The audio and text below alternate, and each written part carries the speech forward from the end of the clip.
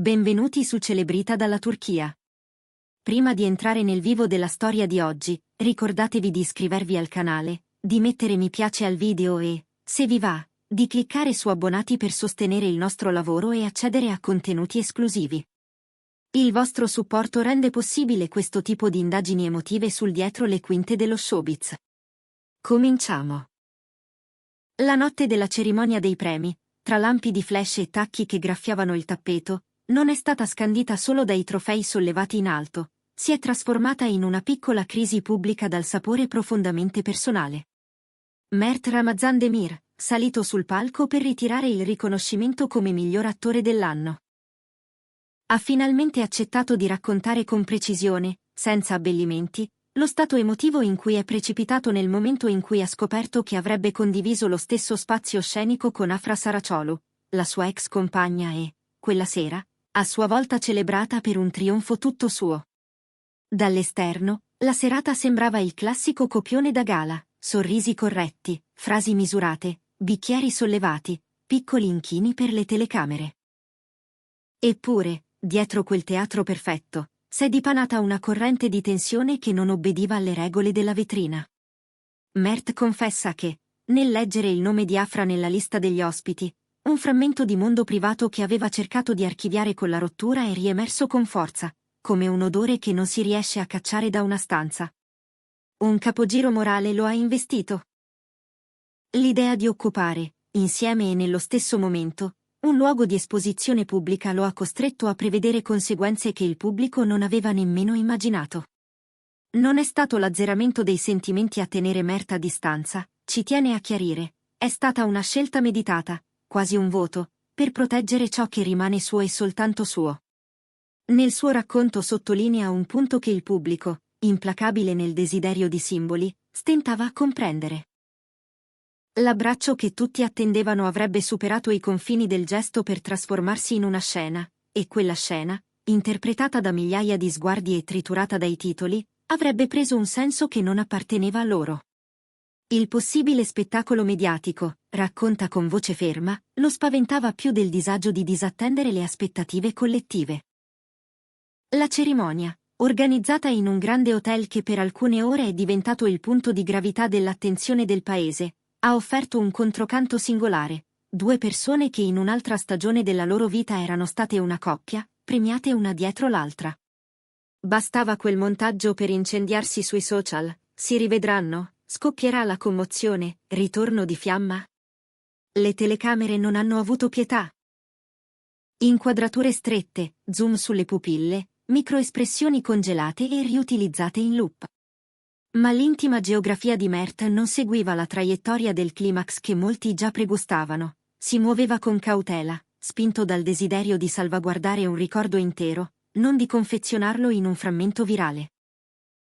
Quando è risuonato il nome di Afra e lei è salita per ricevere il premio come artista rivelazione femminile della stagione, Mert l'ha guardata ai margini del cono di luce, senza sfidare la scena. Il suo sguardo, così racconta, ha evocato immagini sedimentate, camminate senza testimoni, dialoghi lunghi come pomeriggi, giorni di vicinanza che oggi non può nominare senza sentire la lama sottile delle ferite ricucite male. Eppure, su quel maxi schermo, niente tragedia. Solo minimi movimenti, un sorriso contenuto, palpebre lucide, e l'impressione fugace che uno spiffero potesse collegare il presente a un tempo ormai chiuso. Lo scambio dietro le quinte, la parte meno visibile e, proprio per questo, la più decisiva, è stato breve e quasi cerimoniale. Ci siamo avvicinati. Un semplice ciao. Un saluto piccolo, colmo di sottintesi, ma nato per restare un saluto e nulla più, ha confidato Mert. A molti è parso insufficiente. Avrebbero voluto un abbraccio, un accenno nel discorso, una foto insieme da incorniciare nelle bacheche dei fan. Eppure, per lui, quel minimo comune denominatore era il modo più onesto di rispettare il percorso di due vite che correvano ormai su binari separati. Quel gesto minimo, nella sua visione, non è stata freddezza, bensì un confine di protezione, un modo per non trasformare il passato in merce. La stampa e i profili più rumorosi dei social non ci hanno messo molto a fabbricare ipotesi. C'è chi ha giurato di averlo visto dirigersi verso il tavolo di Afra e poi fermarsi a mezzo metro, chi ha interpretato la sua postura come arroganza, chi come indifferenza programmata. Mert risponde a queste letture con un ragionamento che smonta la narrazione più comoda. Quel che vale sul palco viene spesso strappato al contesto, trasformato in un racconto che non appartiene ai protagonisti.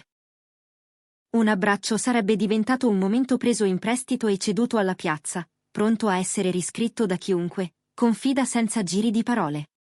Alla domanda se temesse che un abbraccio potesse essere letto come un segnale di ritorno insieme, la sua risposta non trema: sì. Ma non per paura personale, per considerazione verso l'altra persona. Non volevo che la sua vita, il suo presente, le sue scelte, venisse ridotta a una fotografia accanto a me. Se si cerca il rispetto, a volte la distanza è la forma più sincera con cui offrirlo, spiega. In questo, Mert non chiede indulgenza, si assume la responsabilità di non aver recitato il copione della favola, e accetta che qualcuno lo chiami gelo, mentre per lui è stata cura. C'è un dettaglio che illumina l'intero quadro: la simultaneità tra un riconoscimento professionale grande e una nostalgia intima che non si può raccontare in un discorso di ringraziamento. Salire su quel palco e nominare la persona con cui aveva condiviso un tratto di strada sarebbe stato, da un lato, umano, dall'altro, un varco aperto che avrebbe consegnato la dignità di entrambi alla macchina instancabile del pettegolezzo. Scegliere la prudenza, insiste, non equivale a negare ciò che si prova. In certe circostanze è un atto di tutela, una carezza data senza toccare. Nel dopo-evento, i video e le clip hanno inondato i telefoni.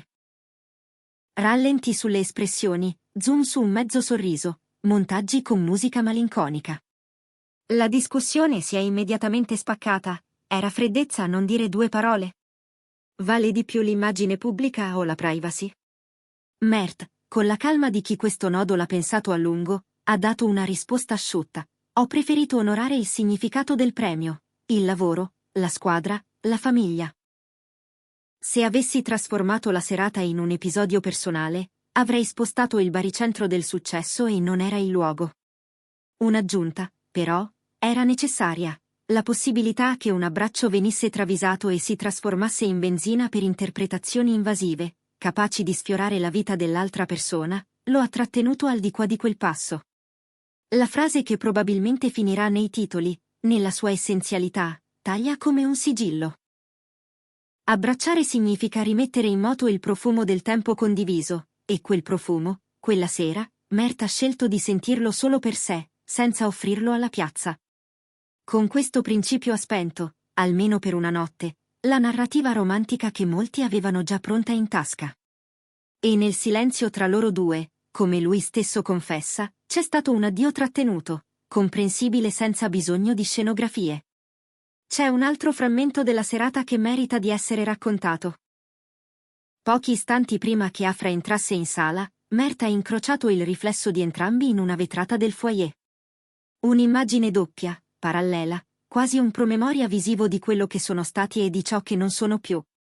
Lui si è raddrizzato la giacca, lei ha passato un dito all'angolo dell'occhio per sistemare il trucco, e poi hanno proseguito senza inciampare in parole fuori posto. Sono scene minime, invisibili a chi guarda solo la somma dei like, ma che pesano come pagine intere quando le vivi sulla pelle.